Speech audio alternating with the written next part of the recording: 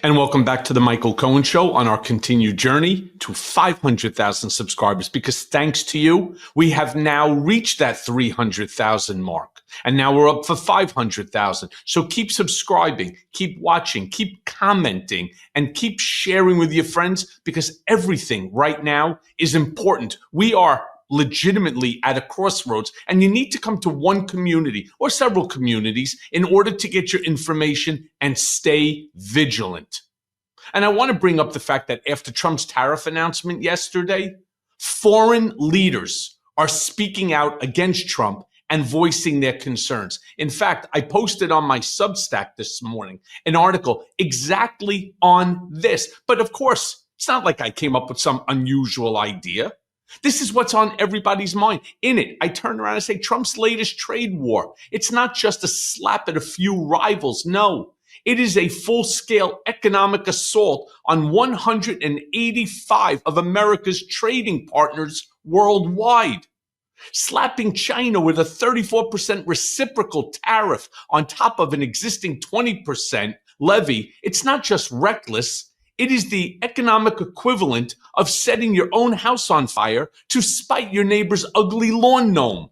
I mean, that's what's going on here. He is pissed off the entire world, not just economically, but America's stature as the economic leader of the world, giving China an opportunity to take that place. And I want to show you some clips of how these foreign leaders are responding. For example, this morning, UK Prime Minister Keir Starmer, he spoke on the BBC Breakfast about his displeasure with Trump's decision. Play the clip. Last night, the President of the United States acted for his country, and that is his mandate.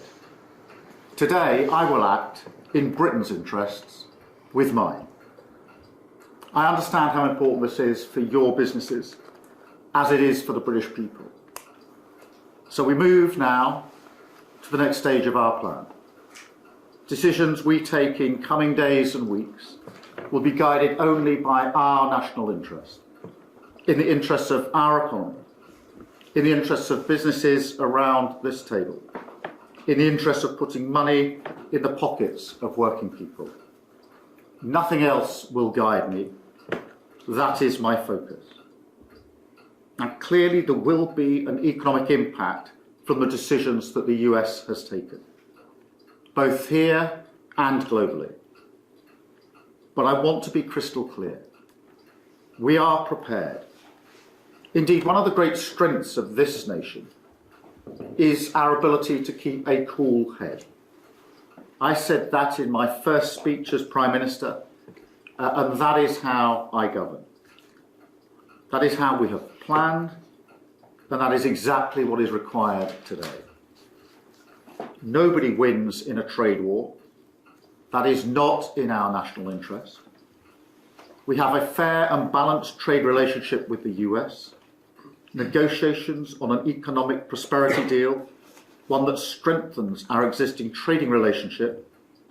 They continue, and we will fight for the best deal for Britain. Unbelievable. I mean, who needs affordable goods when you could have, unhinged nationalism? I want to show you what Canadian Prime Minister Mark Carney had to say. Play the clip.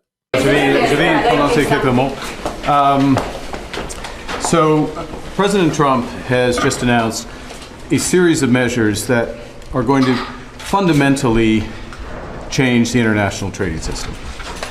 Now, in doing so, he has preserved a number of important elements of our relationship, the commercial relationship between Canada and the United States. But the fentanyl tariffs still remain in place, as do the tariffs for steel and aluminum. As of this evening, the tariffs on automobiles will enter into force, and the U.S. has signaled that there will be additional tariffs in so-called strategic sectors, pharmaceuticals, lumber, and semiconductors. So we're in a situation where there is going to be an impact on the U.S. economy, which will build with time. In our judgment, it will be negative on the U.S. economy. That will have an impact on us. But the series of measures will directly affect millions of Canadians. We're going to fight these tariffs with countermeasures. We are going to protect our workers, and we are going to build the strongest economy in the G7. In a crisis, it's important to come together, and it's essential to act with purpose and with force. And that's what we will do. Nothing says America first like plunging the world into a recession, right, Donald?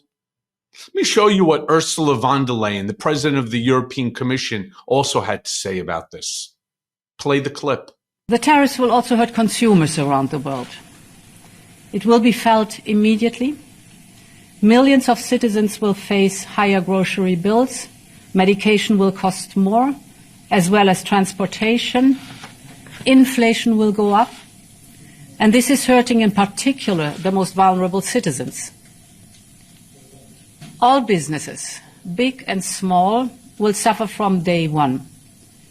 From greater uncertainty to the disruption of supply chains, to burdensome bureaucracy, the costs of doing business with the United States will drastically increase. And what is more, there seems to be no order in the disorder. Yes, we must brace for the impact that this will inevitably have. Europe has everything it needs to make it through the storm. We are in this together. If you take on one of us, you take on all of us. Let me tell you something. Why can't we have somebody who's measured? Meanwhile, Anthony Albanese, the Prime Minister of Australia, he too spoke out against the tariffs, saying that Australia is ready for the fight. Play the clip. The unilateral action that the Trump administration has taken today against every nation in the world does not come as a surprise. For Australia, these tariffs are not unexpected, but let me be clear, they are totally unwarranted. President Trump referred to reciprocal tariffs. A reciprocal tariff would be 0, not 10%. The administration's tariffs have no basis in logic, and they go against the basis of our two nations partnership. This is not the act of a friend. Today's decision will add to uncertainty in the global economy, and it will push up costs for American households. This is why our government will not be seeking to impose reciprocal tariffs. We will not join a race to the bottom that leads to higher prices and slower growth. We will stand up for Australia. We will continue to make the strongest case for these unjustified tariffs to be removed from our exporters. Right? Meanwhile, while these powerful countries are standing firm against the United States, Trump's pundits, well, they're still trying to do what they always do, spin the story to the American public. No matter how many times you're going to see Carolyn Levitt or Lutnick or any of the other, Scott Bessent, you name it, doesn't make a difference. Sit there, try to tell you that these are going to be good as we all watch the stock market plunge. We're watching unemployment rise, inflation rise, looking potentially at stagflation, 35 to 40% guarantee, as stated by Goldman Sachs and other leading banks, that we are going to hit a recession. You got dear old Howard Lutnick claims last night, goes on television, that foreign countries, you can't make this shit up, my friends. Again, it's why I say you got to stay with one community like this right here. Make sure you share this with your friends. Howard Lutnick, our Secretary of Commerce, goes out last night and claims that foreign countries have been plotting to take business away from the United States. Play the clip. So what's happened to the world is the global governments have backed taking our factories away from us. I mean, there's nothing about Taiwan that they should be making semiconductors.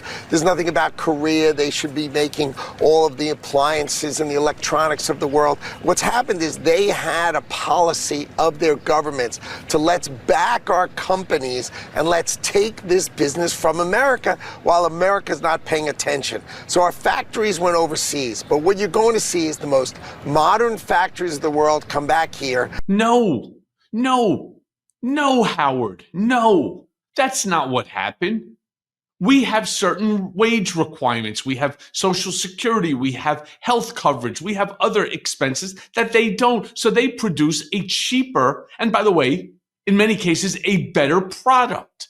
So it makes more sense to buy it elsewhere when you're getting the products cheaper because Americans like cheap goods. Scott Bessent, even though he's the Treasury Secretary, seemed to be fairly unaware of what the administration's global response would be. No, serious. He had no idea. He was asked if any countries have reached out to Trump. Play the clip. Has the European Union, has China, has India, have these countries reached out? Well, they've all reached out, but it's going to be up to President Trump to see what he wants to do. I think the mindset might be to let things settle for a while. Their tariffs or non-tariff barriers have been on a long time, so we'll see where it goes from here. Meanwhile, it's truly unbelievable. He was also asked if there was going to be negotiations before the tariffs actually go into effect. Play that clip. Plans for conversations or a trip to Beijing? Nothing imminent. When it comes to this negotiation, April 9th, these tariffs come in place. Do you plan on having negotiations before that date? Again, I'm not part of the negotiations, so we'll see. I am sure that there are going to be a lot of calls. I just don't know if there are going to be negotiations. The president had this huge chart showing all of the different rates. Canada and Mexico notably missing on that chart. Why is that?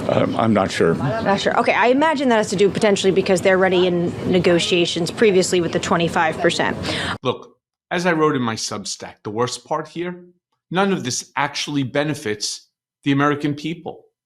And I want to repeat myself, none of this actually benefits the American person. Trump's tariffs, not going to bring back manufacturing jobs. Automation, globalization, it killed this long before China became the convenient scapegoat. Instead, it's going to cause inflation, job loss, slower economic growth, making everyone poorer, except, of course, the hedge fund managers and the billionaire cabinet members who are going to profit from this chaos. Trump calls it Liberation Day. I call it more like Desperation Day. Trump's trade war, it's not about helping America. No, it's about feeling his own ego. And if history is any guide, the only thing that's going to get liberated is going to be our hard-earned money right out of our pockets. Trust me, I know what I'm talking about.